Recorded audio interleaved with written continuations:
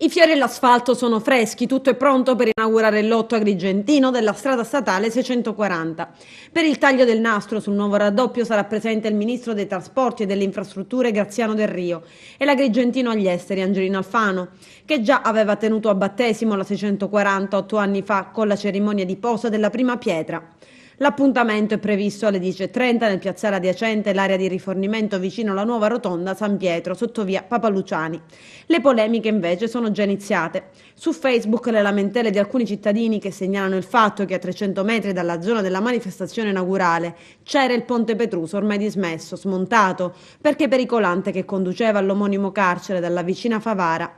Ma ad oggi non si sa quando verrà installato il nuovo viadotto e quando dunque termineranno i disagi degli abitanti e per chi deve raggiungere il carcere. Un durissimo schiaffo arriva dalla CGIL provinciale guidata da Massimo Raso, che in una nota sottolinea: non abbiamo davvero nulla da festeggiare. L'ultima volta che il governo era venuto nella nostra città è stato per presentare davanti al Tempio della Concordia il patto per la Sicilia. 1249 progetti, 127 dei quali per la nostra provincia, circa 6 miliardi di opere, di cui 222 milioni per la nostra provincia. Cantieri partiti. Nella nostra provincia zero. Ed ancora la CGIL descrive una provincia bistrattata. Quali collegamenti stradali, ferroviari, portuali ed aeroportuali dispone questa provincia per collegarsi con il resto? Scrive: com'è possibile cogliere le opportunità turistiche? E non tarda ad arrivare anche il comunicato della CISL con in testa il segretario provinciale Maurizio Saia, che chiede un incontro.